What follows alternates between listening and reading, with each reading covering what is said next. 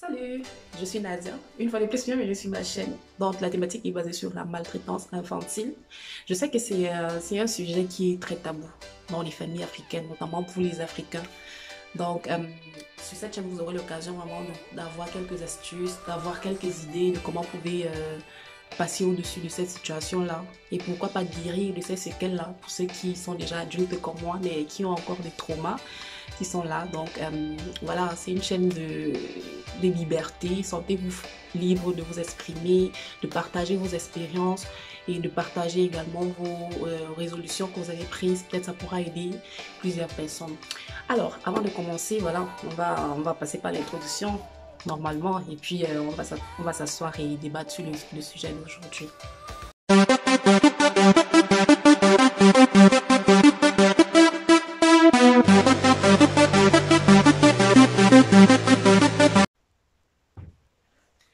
Donc, je suppose que vous êtes tous déjà préparés. Vous avez votre tasse de thé. Moi, j'ai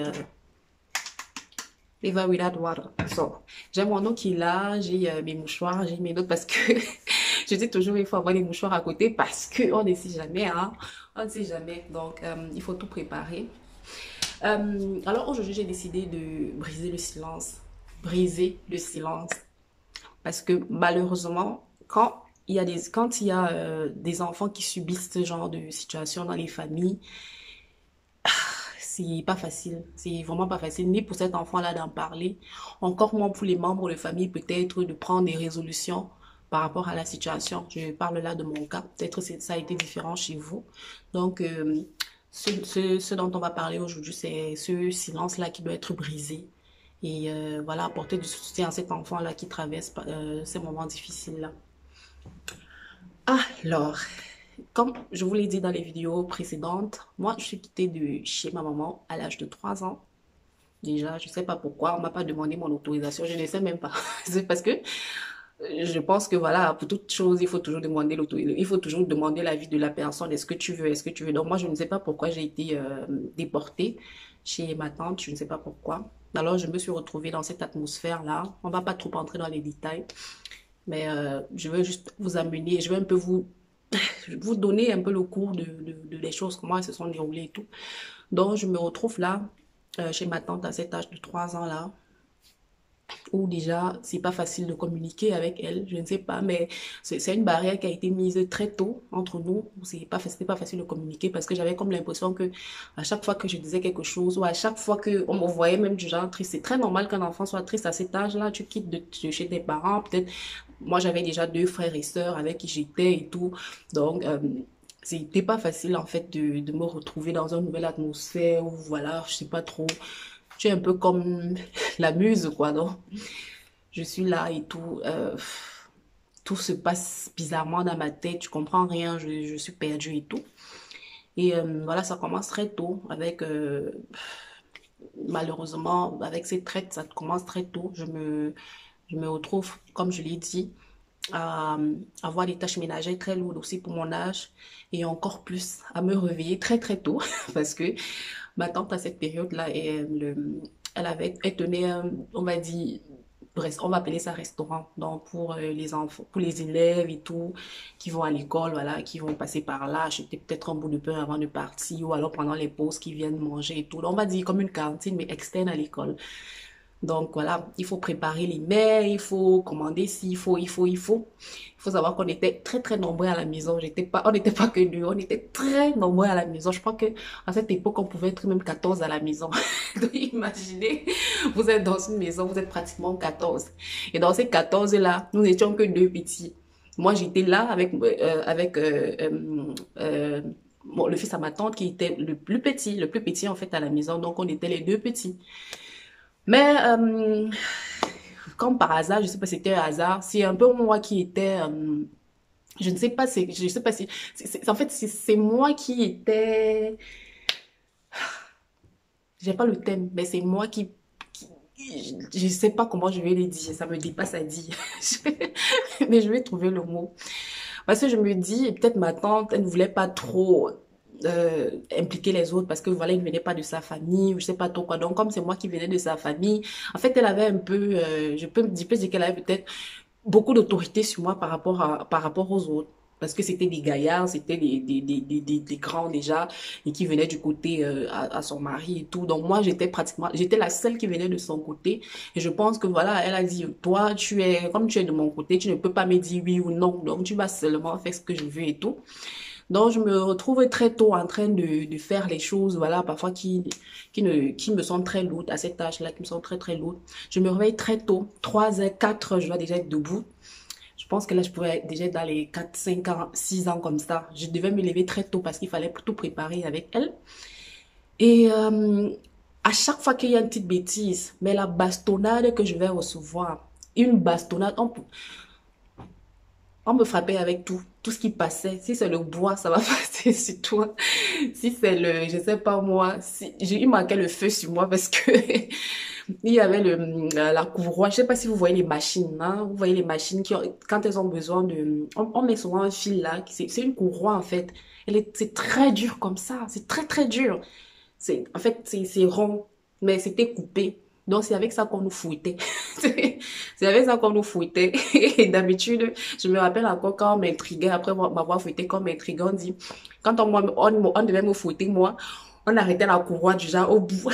Genre, si on va te fouetter, la courroie va passer, tout ça va faire le tour de mon maigre, quoi, parce que j'étais très petite, donc j'étais mince, quoi. Ça va passer sur mon corps comme ça, donc pendant que quand on fouettait les autres, on arrêtait peut-être la courroie au milieu, tu vois un peu. C'est ça, c'est un truc-là que je recevais souvent et tout. Je dis ça avec de la blague parce que comme j'ai dit, moi, j'ai pas envie de, je veux pas dramatiser la chose parce que d'une part, je ne sais pas, je suis un peu contente de la personne que je suis devenue aujourd'hui. Je suis contente de la personne que je suis devenue aujourd'hui. Donc, mais je vous raconte quand même mes expériences. Donc, c'est comme ça que moi, on me punissait. J'avais droit à toutes sortes de punitions et c'était pas, il n'y avait pas de restrictions. Tout ce qui passait dans la tête de ma tante, voilà. C'était faisable, c'était faisable.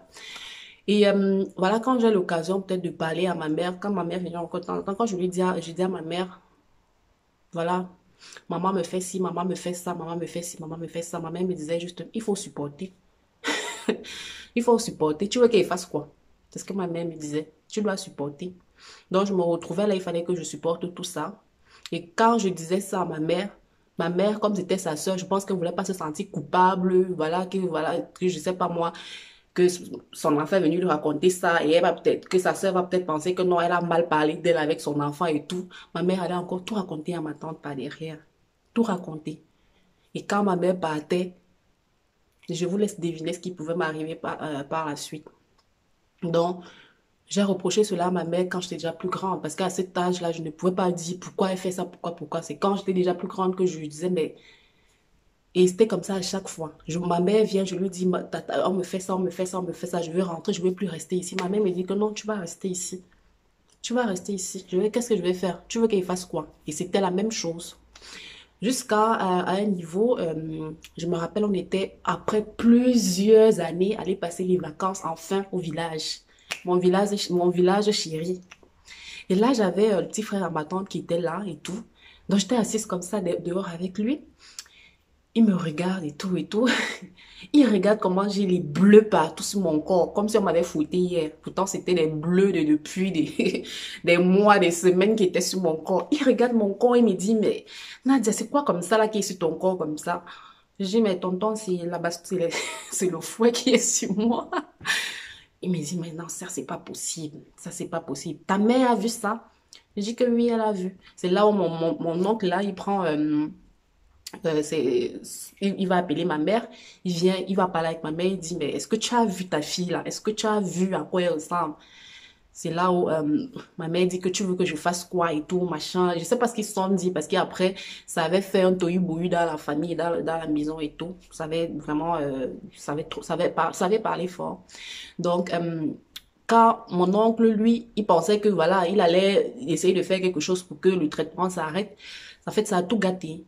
Ça a tout gâté dans la maison, entre eux et tout. Il y avait une dispute très très forte là entre ma tante et tout le monde. Je suivais seulement comment ma tante me disait, si je la maltraite, si je la maltraite, il faut venir la chercher. Comment vous êtes que je la maltraite? Et ma tante, c'était un peu la personne qui était un peu bien située parmi les femmes quoi de la famille. C'est elle qui était un peu bien située. Elle avait une bonne situation. Elle était mariée et tout. Donc voilà, c'était un peu que quand elle dit quelque chose, comprenez, en Afrique, c'était un peu ça. Donc après avoir fait tout ce tohu-bohu là sur moi et tout, il y avait pas eu de solution. C'est comme si tout on a bouclé le sujet, personne n'en parlait, personne n'a plus parlé. Même mon oncle qui a même essayé de faire quelque chose, il s'est retrouvé en train, je sais pas moi ce que ça fait que ça va créer entre eux à cette époque-là, mais je vous assure, il n'y a pas de souci entre eux. Il n'a plus parlé de ça. Il s'était tu jusqu'à l'heure actuelle. Il n'avait plus jamais parlé de ça. Donc, c'était comme si c'était devenu interdiction formelle de parler du traitement que la petite subit ou alors que je subissais. C'était interdiction formelle. Et quand moi, je vois cette situation et tout, je dis, ah, en fait, j'ai pas le droit de me plaindre des traitements. On n'a même pas le droit de parler de ça dans la famille. Je me retrouve en fait, face à moi-même, où je peux pas parler, où je ne peux, en fait, parler à personne. La solution, c'est quoi? En fait, je me suis retrouvée recroquevillée sur moi-même parce que c'était tabou. Et même si j'allais peut-être dire à quelqu'un de l'extérieur et que la personne venait vous voir ma tante et tout pour dire que voilà, voilà, parce que c'est un peu tout le monde parlait un peu parce que tout le monde voyait le traitement. Mais quand ça venait entrer dans les oreilles de ma tante, je vous assure, en fait, je subissais le triple. C'était comme si on vient de te dire un truc et tout. Si tu étais même déjà un peu calmé, tu vas encore dire, tu veux montrer que non. Attends, je vais te corriger. C'était un peu ce genre de traitement-là. Donc, ça m'a trop renfermée. Je suis quelqu'un de très renfermé aujourd'hui. Je suis quelqu'un qui ne s'ouvre pas très vite. Je suis quelqu'un qui, je sais pas, je peux te voir aujourd'hui, je t'aime, je sais pas moi, on est bien ensemble. Mais si tu me fais, je sais pas, s'il y a un petit truc que tu fais, quand je me détachais de toi, enfin, je sais pas, j'aurais aucun remords. Je vais oublier, même si tout le monde a passé des années, je vais oublier tout. Parce que j'ai cette facilité-là à oublier les gens, à effacer les gens facilement dans ma vie. Donc, je ne sais pas, ce sont ces petites séquelles-là ces séquelles-là qui sont encore là. Et je voulais dire aujourd'hui, je pense que c'est important de briser le silence. C'est très important de parler de trouver une solution à ça. Malheureusement, moi, j'étais dans une famille où, voilà, euh, tout le monde n'avait pas les moyens et tout. Ma mère encore moins, pas de moyens du tout. Et je ne sais pas si c'est à cause de ça qu'elle s'est trouvée dans l'incapacité de prendre, de poser la main ou alors de dire stop, je reprends mon... Je ne sais pas, mais j'ai grandi comme ça jusqu'à ce que, à un niveau, j'ai dû fuir. Parce qu'à la fin, quand j'étais déjà plus grande, j'ai dû fuir parce que c'était en fait ma fuite. J'ai dû fuir. Même si c'était plus le même niveau qu'avant parce que j'étais déjà grande. J'ai dû partir comme ça de la maison de chez ma tante sans toutefois lui dire, voilà, tu es bye bye, je suis en train de partir. Mais c'est très important. Donc, que dans les familles, voilà, s'il y a une situation qui ne va pas, que voilà, on puisse s'asseoir ensemble et discuter et voir ce qu'il y a lieu de faire. Pas comme ça s'est passé avec moi. Parce que moi, je vous dis, jusqu'à aujourd'hui, on n'a plus jamais parlé d'un sujet de maltraitance ou alors de cette brutalité sur un enfant. Je ne sais pas quelle rage il y avait. Même si l'enfant, je sais pas, même si en fait, ils ont souvent un truc, ils ont souvent une raison. Tu es têtu, tu es méprisante. Voilà, ils disent souvent, tu es têtu, tu es méprisante. Voilà, si on ne te traite pas, demain, voilà, tu vas aller, oh, je sais pas moi, devenir prostituée. Moi, je ne sais pas qui dit, je sais pas qui vous dit ça. Que parce que l'enfant est têtu, parce que l'enfant est si machin, que demain, la finalité, c'est la prostitution. Moi, je ne comprends pas, moi, le côté là. Et la plupart des personnes avec qui je parle, qui ont subi ça, ça a toujours été les mêmes mots. Que si on ne te traite pas comme ça, tu vas être prostituée. Un enfant de 3 ans que tu prends et tout, que demain après demain, tu dis si tu ne traites pas l'enfant de 3 ans ou à partir de 3 ans à montant, tu ne traites pas l'enfant avec cette brutalité, demain il va devenir prostitué. Moi, je ne comprends pas l'autre là. Je n'ai jamais compris. J'essaie toujours de voir parce que moi-même, je suis maman. Je n'arrive pas à comprendre. Je vois peut-être mon fils qui n'a que 3 ans. Il a 3 ans, mais je regarde, je me dis, c'est à cet âge-ci que moi, je n'étais pas chez ma mère. Mais je vois, il fait des trucs des enfants qui sont normaux. Donc, c'est très normal qu'il fasse des bêtises, qu'il jette tout par terre. Je sais pas moi, qu'il... C'est normal. Mais c'est à moi de le ramener maintenant avec, je sais pas moi, avec la communication pour lui dire ce que tu es en train de faire, c'est pas, même si parfois je vais lever le temps, mais je vais, même si parfois il a droit peut-être à une petite fessée qui va passer sur ses fesses, mais ça sera pas avec une rage comme si, je sais pas moi, on est africain, c'est normal chez nous de fouetter, hein, c'est normal, c'est très normal. Mais quand ça devient déjà comme la sauvagerie, c'est plus l'éducation, ça c'est autre chose. Ça c'est autre chose. Donc, je voulais vous dire, je voulais dire aujourd'hui, c'est très important de parler parce que sinon après, vous allez vous retrouver avec des enfants ils sont comme ça, ils sont comme ça, pas de communication. Moi, c'est pire. Je sais pas. Moi, je sais pas. C'est pire chez moi, en fait. Je ressens pas le besoin, là, de me sentir en famille. Je ressens pas ce besoin, en fait, parce que c'est pas un truc qui m'a été inculqué dès le départ. Je ressens pas ce besoin-là, voilà, d'être toujours avec les oncles, d'être toujours avec les tantes. Malgré que quand je suis avec eux, c'est bien, ça va, y a pas de souci. Mais moi-même, dans mon cas, comme je suis, par exemple, loin d'eux, je vais pas ressentir je dois rentrer, je dois voir ma famille. Je vais pas trop ressentir ça parce que